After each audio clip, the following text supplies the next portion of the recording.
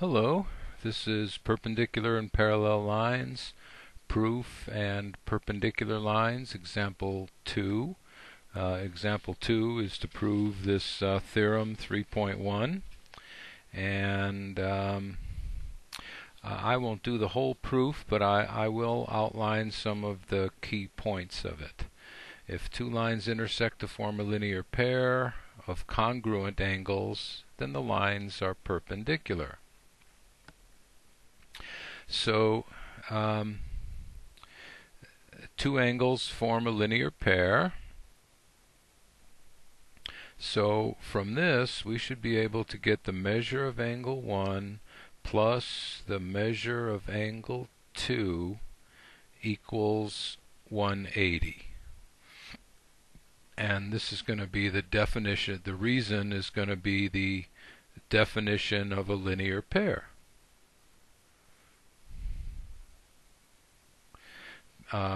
That's what it means to be a linear pair. It means they add up to 180. So that's going to be a good part of the proof. And then we're going to use given that now you got the measure of angle 1 equals the measure of angle 2.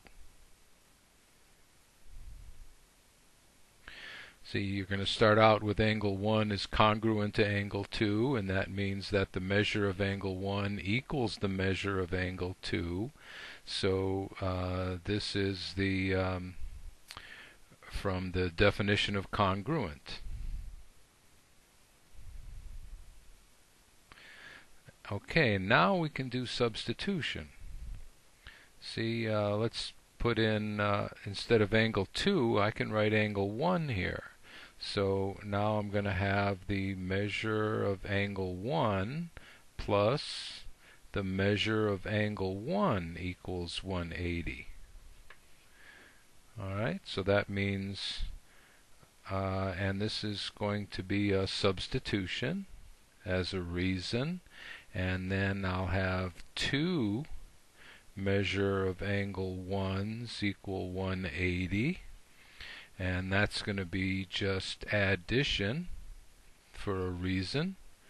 And then I'm going to have the measure of angle 1 equals 90, and that's going to be by the division postulate. You're just dividing both sides of the equation by 2, and then from here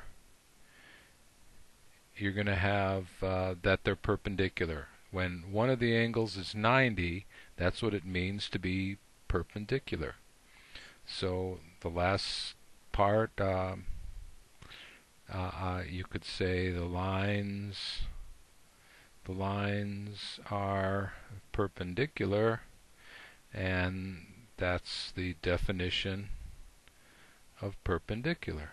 So this is how to prove things. And another thing about learning and doing geometry is don't worry too much about getting it in the right form. You've got to think about statements and reasons, but the key part is that you're taking your statements and you're pushing them along. See, this after you see it, it looks kind of tricky. I said that, then I said these two are equal, and I substitute, and I add it up. But